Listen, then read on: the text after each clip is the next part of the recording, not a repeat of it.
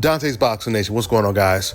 So Terence Crawford was successful at moving up in weight and fighting against the most dangerous champion at 154 in Israil, Madrimov. He beats him by unanimous decision. It was a very close competitive fight. I have been telling you guys on my channel for months that this is going to be a very, very dangerous fight for Terence Crawford, and it absolutely was. Crawford, he started the fight off right away fighting in the southpaw stance. Now, what made this fight so dangerous and what made the fight so competitive, I should say, is the fact that Madrimov, he fought as a counterpuncher. He didn't fight as an aggressor. You would think because he's naturally much bigger and he's much younger that he would have been the aggressor in the fight. But if Madrimov would have been aggressive in the fight, Terence Crawford would have knocked him out. And I think Madrimov, he knew there was a chance that would happen. That's the reason why he fought a much smarter fight, which is not really letting his hands go and being a counterpuncher. See, the thing is, when you're fighting against a counterpuncher who's naturally bigger than you, naturally stronger than you, and has a lot of experience, when I say experience, I'm talking about this man Madrimov has over 350 amateur fights, and he's from Uzbekistan. I say that because right now, the Cubans and the Uzbekistan fighters are the best amateur fighters right now. So that counterpuncher style is very dangerous.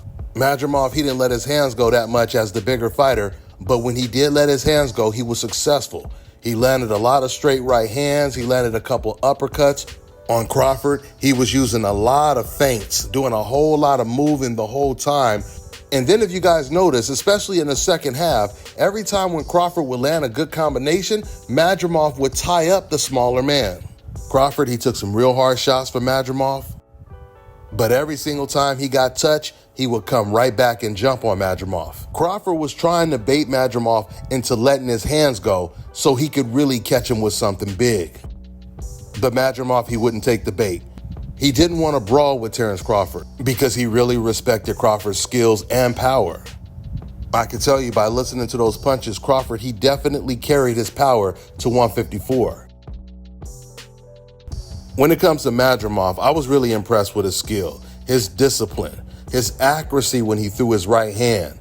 A lot of things he was doing in there that made this a difficult fight for Terence Crawford. Like the subtle movements that he makes, he kind of bounces up and down like right in front of you to make himself a very difficult target.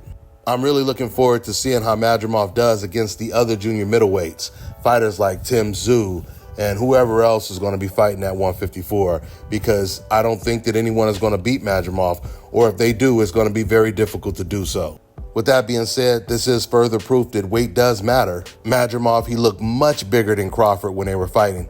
So if Crawford is a smaller man at 154, he would be very, very small at 168. I say that because obviously Crawford, he wants to fight Canelo at 168.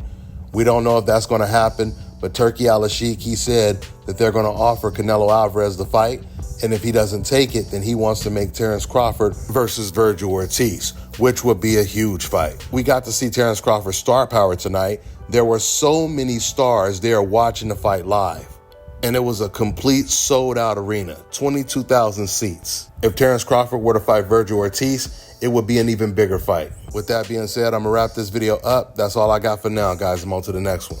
All right, now check this out, guys. If you're looking to repair eczema scars, burns and bruises, dark spots and blemishes, fever blisters, diabetic ulcers, this right here is the perfect product for you guys. It's called Elodiki Face and Body Oil. Athletes and top-ranking boxers, they're also using it after training to reduce swelling, inflammation, and to ease the pain. So get yours today. Go to elodiki.com, like them on Facebook, and follow them on Instagram.